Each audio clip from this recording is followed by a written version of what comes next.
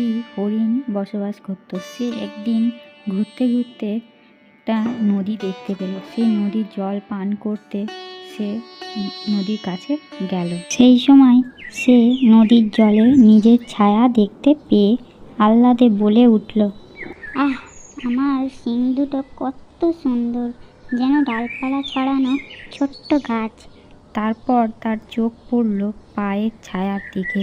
অমনি নাক ছিটকে সে বলে উঠল, ছ্যা ছ্যা, পাগুলোর এমন সিঁড়ি, কি বিচ্ছিরি দেখতে, যেন শুকনো গাছের ডাল।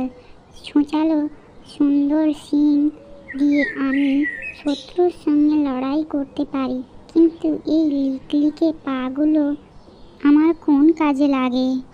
হরিণ যখন নিজের শিং আর পাগুলোর গুণ বিচার করছিল, অমন সময়ে এক শিকারী সেখানে এসে উপস্থিত হলো।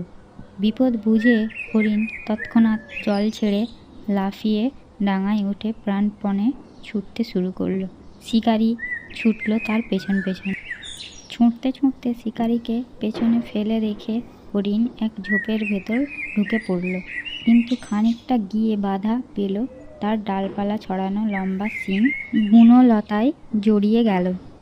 হরিণ অনেক চেষ্টা করলো, কিন্তু বনলতার জাল থেকে তার শিং ছাড়িয়ে নিতে পারল না। তখন একভাবে সেখানে দাঁড়িয়ে থাকা ছাড়া তার আর কোনো উপায় রইল না।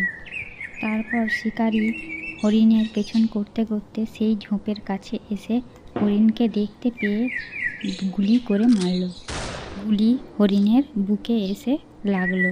মরার আগে হরিণ বিলাপ করে বলতে লাগলো, হাই, যেই পাগুলোকে কলাকার বলে ঘৃণা করছিলাম, তারাই আমাকে শত্রুর কাছ থেকে পালিয়ে যেতে সাহায্য করেছিল। আর যেই শিং জোড়ার সৌন্দর্য দেখে মুগ্ধ হয়েছিলাম, তাদের জন্যই কিনা আজ আমাকে মরতে হলো।